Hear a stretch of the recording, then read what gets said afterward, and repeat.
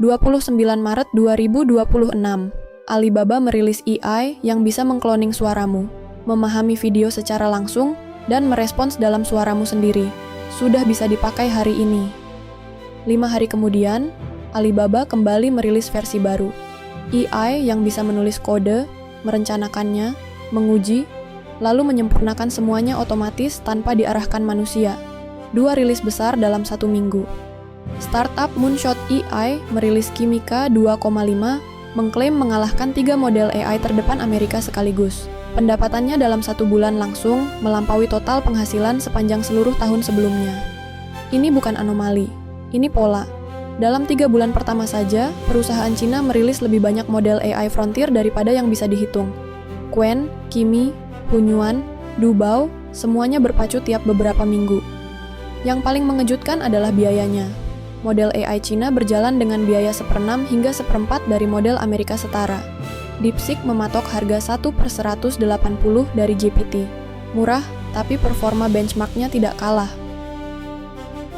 80% startup Amerika kini menggunakan model AI buatan Cina. Pada Februari, konsumsi token model Cina di Open Router resmi melampaui model Amerika, dan celah itu terus melebar setiap minggunya. Semua ini dimulai dari satu keputusan pada 2015, Program Made in China 2025. Bukan sekadar slogan, ini cetak biru nasional untuk menguasai 10 sektor teknologi strategis dunia. Saat negara lain berdebat soal anggaran riset, Cina menggelontorkan dana setara triliunan rupiah setiap tahun ke universitas, laboratorium, dan perusahaan teknologi. Hasilnya kini mulai terlihat di mana-mana, di semua sektor. CEO Nvidia Jensen Huang mengakui sesuatu yang mengejutkan. Hampir 50% ilmuwan AI dunia adalah orang Cina. Ketika Zuckerberg merekrut tim riset AI Meta, 7 dari 11 penelitinya berasal dari China. Strategi Cina berbeda dari Barat, tidak mengandalkan branding ala Apple atau teknologi eksklusif ala Nvidia.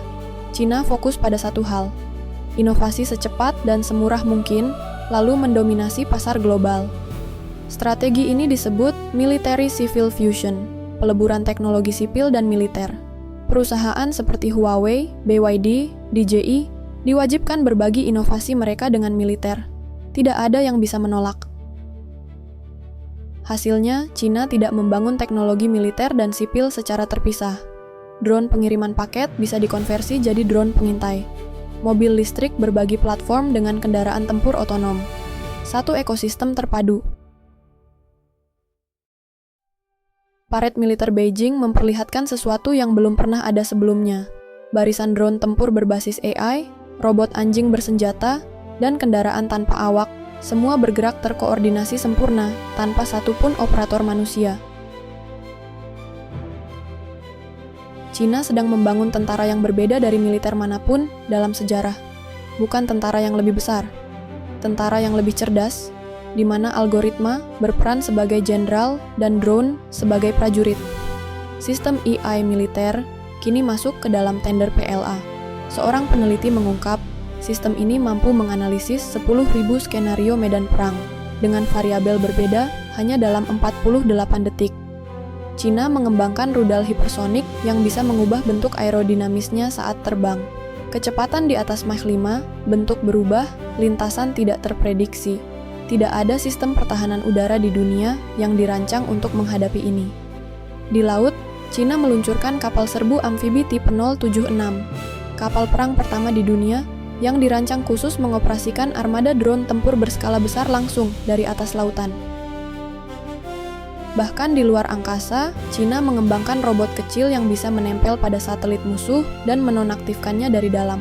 Perang bukan lagi soal roket terbesar, ini tentang siapa yang bisa membutakan mata musuh di orbit.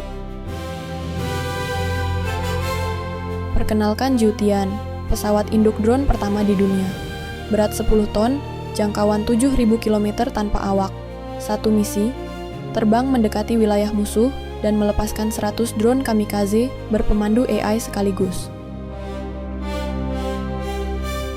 Satu pesawat, 100 drone mematikan, semua berkoordinasi tanpa pilot manusia. Setiap drone mengenali target, berkomunikasi dengan drone lain, lalu menyerang titik lemah secara bersamaan. Ini bukan film. Ini sudah diuji pada 2025. Cina juga punya sistem peluncur berbasis truk yang bisa menembakkan 48 drone sekaligus. Gabungkan beberapa truk, 200 drone mengudara, terpecah, dan menjalankan misi berbeda tanpa satu pun operator manusia. Yang paling menggelisahkan analis barat, drone Cina meniru perilaku predator alam. Drone dilatih memilih target paling rentan. Dalam simulasi 5 lawan 5, drone menghancurkan seluruh lawan dalam 5,3 detik. Di bawah laut, Cina membangun jaringan sensor otonom untuk melacak kapal selam Amerika di seluruh dunia. Kapal selam, senjata paling tersembunyi Amerika selama ini, kini berisiko kehilangan keunggulan utamanya. Satu analis dari Center for New American Security memperingatkan bahwa Cina bisa dengan mudah memiliki kepadatan tembakan udara yang terus menyapu dan mencari, sehingga membuat Taiwan sangat sulit melakukan operasi defensif. Amerika berpikir dengan memblokir ekspor chip Nvidia ke Cina, mereka bisa memperlambat ambisi teknologi Beijing. Yang terjadi justru sebaliknya, Cina terdorong membangun chip sendiri dengan kecepatan yang belum pernah terjadi sebelumnya.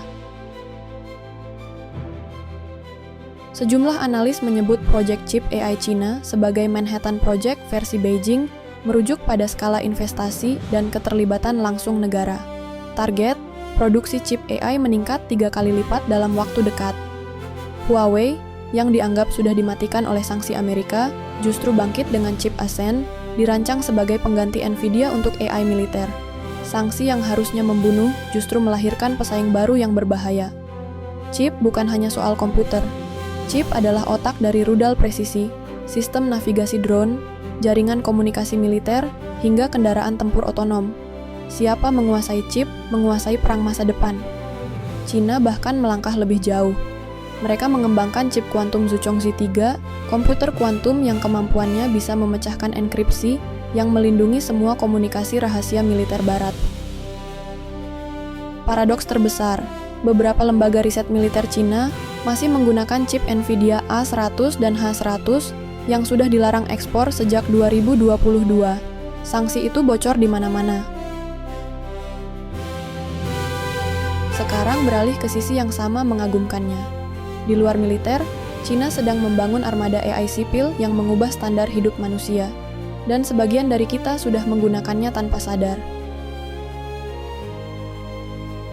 AI pertama yang bisa memproses teks, gambar, audio, dan video secara bersamaan dalam satu sistem. Fitur paling viralnya, cloning suara. Upload 10 detik suaramu, dan AI langsung merespons menggunakan suaramu sendiri. Seminggu kemudian lahir versi barunya, AI Agent, yang bisa mengerjakan proyek software dari nol sampai selesai tanpa diarahkan terus-menerus. Bisa membaca kode 1 juta token sekaligus, ubah sketsa jadi kode siap pakai. Kimika 2,5 dari Moonshot bisa mengirimkan hingga 100 avatar agen bekerja paralel sekaligus, meningkatkan efisiensi pemrosesan tugas kompleks 3 hingga 10 kali lipat. Di Indonesia, Indosat sudah bermitra. Doubao 1,5 Pro dari ByteDance, induk TikTok, AI multimodal yang memahami teks, audio, dan video sekaligus untuk kreator konten. ByteDance bahkan sedang membangun chip AI sendiri yang diproyeksikan masuk produksi massal tahun ini. Hasilnya, model AI Cina kini digunakan di lebih dari 70 negara. Bank besar Singapura menjalankan lebih dari 30 alat internal dengan Qwen dan DeepSeek. Asia Tenggara diam-diam beralih ke infrastruktur AI Cina. Tapi ada sisi lain yang harus dibicarakan. Di balik semua kemajuan luar biasa ini, ada sesuatu yang membuat banyak negara waspada, bahkan negara-negara yang bergantung secara ekonomi pada Cina. Sistem AI militer Cina menggunakan teknologi deepfake untuk perang informasi. Gambar, video, audio palsu berbasis AI dirancang untuk memanipulasi cara musuh menanggapi situasi dan membuat keputusan di tengah konflik. Teknologi pemantauan Cina sudah merambah ke negara lain. Kamera pengintai, pengenalan wajah, dan analisis perilaku dijual ke puluhan pemerintah di Afrika, Asia, dan Amerika Latin. Siapa menggunakannya untuk apa, tidak selalu jelas. Jaringan 5G Huawei yang dipasang di lebih dari 70 negara menimbulkan satu pertanyaan yang belum terjawab. Apakah infrastruktur komunikasi yang dibangun Cina bisa diakses oleh intelijen Beijing kapanpun dibutuhkan? Seorang peneliti dari Universitas Pertahanan Nasional Cina sendiri memperingatkan, begitu sistem senjata berbasis AI menimbulkan risiko, kotak hitam algoritma bisa menjadi alasan untuk menghindari tanggung jawab. Bahkan, orang dalam pun khawatir. Dan ada pertanyaan terbesar yang menggantung. Saat sebuah negara menguasai AI militer, chip, drone otonom, jaringan Tenji, robot humanoid, dan kendaraan listrik sekaligus, di mana batas kekuatannya? Ini yang paling mencengangkan. Drone induk, AI militer, chip kuantum, robot humanoid, jaringan Tenji, dan rudal hypersonic morphing, semuanya sedang terjadi dalam waktu yang sama. Bukan bertahap, semua serentak. Tidak ada negara dalam sejarah manusia yang pernah melakukan modernisasi teknologi sebesar, secepat dan seluas ini dalam satu generasi. Dari negara berkembang di era 80-an menjadi arsitek standar teknologi global. Amerika Serikat menghabiskan 70 tahun membangun dominasi teknologinya. Cina sedang mencoba melakukannya dalam 20 tahun. Dan berdasarkan data yang ada sekarang, mereka sedang on track untuk berhasil. Yang paling mengubah cara kita melihat dunia. Cina membuktikan bahwa sanksi dan embargo tidak selalu memperlambat, kadang justru mempercepat. Karena tekanan melahirkan kemandirian, dan kemandirian melahirkan kekuatan sejati. Pertanyaan yang sebenarnya bukan lagi apakah Cina bisa menyamai Barat. Pertanyaannya adalah, dalam bidang apa saja Cina sudah melampaui Barat dan dunia belum menyadarinya? Kamu baru melihat sebagian kecil dari gambaran besarnya. Masih banyak yang belum dibicarakan. Luar angkasa, mineral langka, dan rencana 2049 mereka. Bagikan ke yang perlu tahu.